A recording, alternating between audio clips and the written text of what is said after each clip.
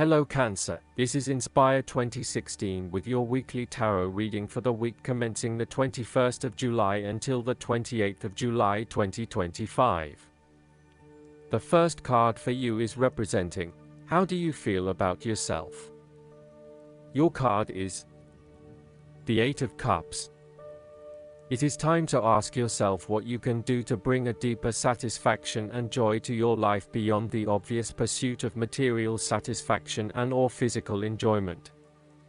You are seeking deeper meaning to life and focusing in on your personal truth. You want to escape from the rat race and pursue deeper, more spiritual goals at this time. You are willing to let go of your material possessions in favor of something more meaningful. Thus, the Eight of Cups is often reflective of the start of a journey of discovery, particularly on a spiritual level. You are disappointed enough to walk away from everything you have built up so far. It could indicate a disappointment in love or dissatisfaction with material success. It could also indicate that you have overextended yourself to the point of emotional exhaustion. Even though you have already come so far, you feel that you can no longer go on and your only choice is to walk away from the situation. You feel disappointed with yourself, but you know that this is the right thing to do before you completely burn out. You may also be feeling that you are giving too much and not getting nearly enough in exchange. The second card for you is representing, what do you want most right now? Your card is the Ace of Swords. What do you want most right now is a period of great insight and mental clarity. It signifies a breakthrough or an aha moment where suddenly conscious understanding and mental reasoning reach their peak, and achievement of goals suddenly becomes a lot easier. You have a new understanding of some issue that has been of concern, or, in a broader sense, a new worldview, especially in terms of your love and work relationship. This is a perfect time to clear away the fog that has kept you from seeing the inner truth, so that you can now cut to the heart of the matter. This is also a good time to act, and if you set your mind to accomplishing your goals, you can achieve anything you desire. The Ace of Swords highlights a new idea, inspiration, original thinking and creative vision. It represents a point at which you have a new way of thinking and the energy to go with it. You are excited to pursue new opportunities that draw upon your creative and mental abilities. The Ace of Swords also encourages you to seek out the truth of the matter and to find justice. You may be championing a cause or standing up for your rights or the rights of others. Thus sometimes, the Ace of Swords can suggest that you are prepared for a battle. You have great clarity on a situation and can now argue your case with the view to come out victorious. You may have a new idea for which you are ready to fight, or you may be all fired up on an issue that you are particularly passionate about, such as human rights, the environment, or your personal beliefs. This card invites you to use mental force and to use your intellect and critical reasoning. If faced with a challenging situation, you need to be ready for battle and be prepared to find the strength to overcome these challenges. The third card for you is representing your fears. Your card is the Three of Swords. You are afraid that you may have recently gone through a difficult patch where perhaps a relationship has ended or has experienced challenging times, a loved one has passed, or you felt hurt from a situation that affected you deeply. Thankfully, this time has passed and you are on the path to recovery, realizing that behind every cloud is a silver lining and there are indeed other things in your life which you can feel happy about. You have reached a point where you can accept the pain and hurt and are ready to move on. Overall, you are finding it very hard to move on from a recent loss or heartbreak. This card suggests that inside you are still suffering emotionally from a previous loss and need to go through an emotional purging process to allow yourself freedom from your past. You are doing your best to leave this behind and make a new life, but it is still a long journey ahead. Be careful that you are not getting stuck in the moment of grief, and instead you are focused on leaving behind your past and embracing new opportunities. It is always hard to bear the pain of separation or understand why you have been inflicted with such sorrow. Learn to accept your situation so that the healing process will not become blocked. Allow yourself to experience the pain, give yourself the right to grieve and release the heartache. Let it go, and then, once the upset, pain, and tears have gone, open the door to new experiences. If you are experiencing challenges in your relationships, the Three of Swords serves as a reminder to be the peacemaker. Never be afraid to say you are sorry. Always think before you speak so that you will not later regret what you have said. The fourth card for you is representing what is going for you. Your card is the Seven of Pentacles.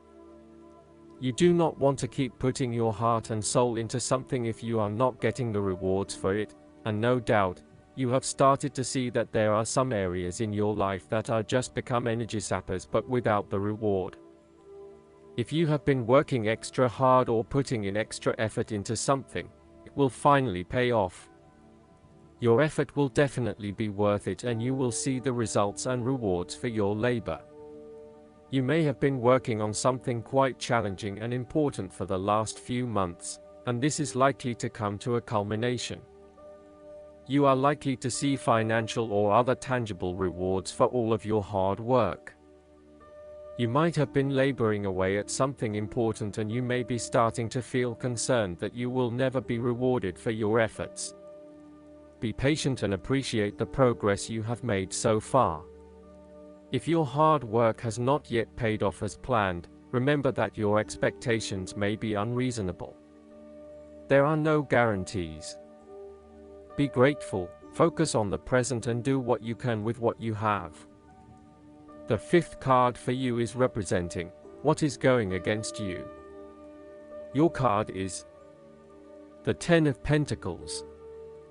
The stability and security of the family unit, the marriage or the financials has been undermined and there is no longer that feeling of stability.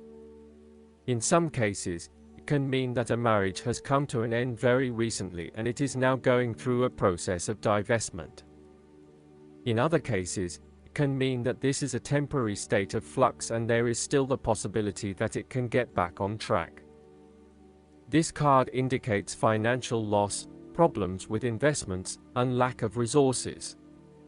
Despite a lot of time and effort, there seems to be many limitations to future success as a result of a poor foundation.